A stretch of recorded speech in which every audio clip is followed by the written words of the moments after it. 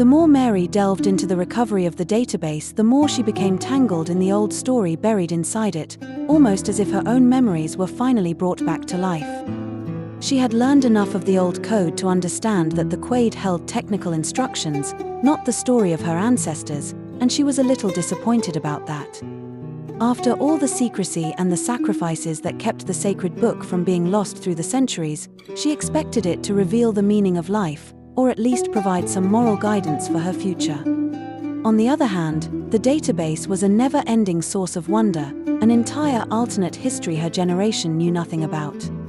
It is said that history is written by the victors, and a couple of centuries ago, as the defeated party, the scholar's line simply slipped out of existence, its every trace erased, and only its shadow stayed alive in the folk tales, carried by the vague whispers and half-remarks passed down from generation to generation by the few dissenters left behind. Mary was mesmerized by this new window into life as she knew it. It wasn't because of the extraordinary scientific advantages it offered, although that in and of itself would have been enough. It was more because of the overwhelming realization that everything she had ever been taught about her life was a lie. She often got lost in hypothetical scenarios in which her ancestors lived their lives in the village, where their knowledge was sought after and revered. She wondered what her own life would have been like. Was she not the only one who was fair? Was she not the cursed fire maiden? She fantasized about having that large social circle and that future she coveted, the one her lineage made impossible. In short, she dreamed about the carefree pursuit of a normal life. "There is no such thing, Mary," the one in the mirror replied softly to her unspoken reflections.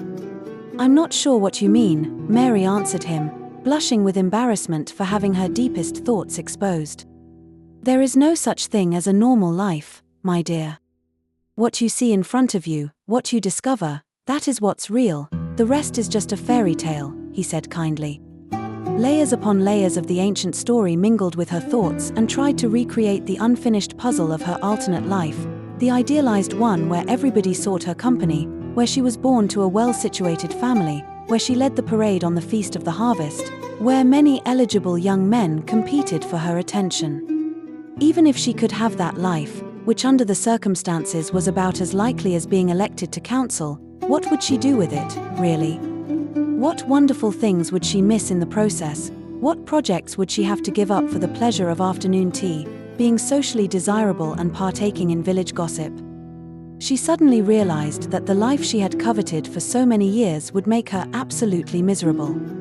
She looked around the cave and noticed that everything she needed was printed for her on demand, that all of her questions were answered, that she went to school with the other girls in the village, no different from anyone else, and she suddenly wanted to know that world out there, from which these great things flowed to her so effortlessly. She had no expectations of it, just an intense curiosity and the thrill of wonders undiscovered yet.